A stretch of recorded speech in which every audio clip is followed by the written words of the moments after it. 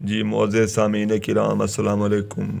आज हम अल्लामा शिबली नोमानी के सफ़रनामा रूम व मिस्र व शाम के हवाले से, उसके तारुफ़ के हवाले से गुफ्तगू करेंगे।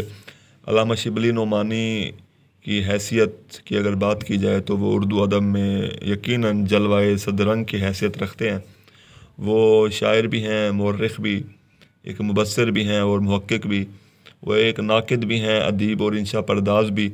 और उसके साथ साथ उनकी शख्सियत का एक और पहलू ये है कि वो एक ख़ूबसूरत सफ़रनामा लिखने पर भी कुदरत रखते हैं।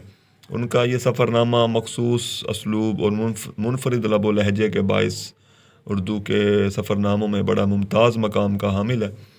और उनके सफ़र का असल मकसद जो था वो उन ममालिक का सफ़र करके वहाँ की तहज़ीब, तारीख़, उनकी माशरत और उनके तालीमी हालात का मुताला किया जाए, ताकि उन हालात, वाक़यात और की रोशनी में जो है वो हिंदुस्तान में तरक्की की बुनियाद रखी जा सके।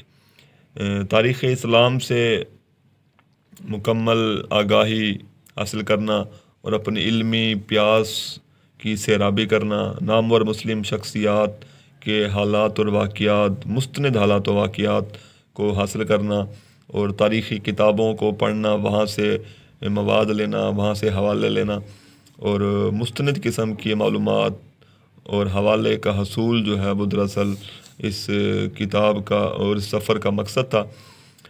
उन्होंने वाक़यात के बयान में बड़ी शगुफ्तगी और रवानी से काम लिया है और उन्होंने शायराना असलूब इख्तियार किया और ख़तीबाना अंदाज़ इख्तियार किया, जिससे हमें इस किताब की जो तहरीर है उसमें बड़ी ताज़गी सी नज़र आती है।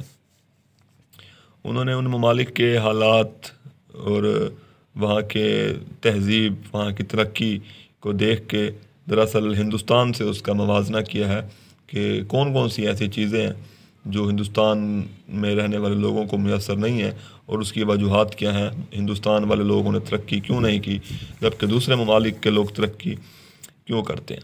इस सफ़रनामे का जो असल मकसद हमारे सामने आता है वो है उनकी एक किताब अल फ़ारूक, और इसी किताब की तकमील के लिए वो ख़ासा मवाद हासिल करना चाहते थे।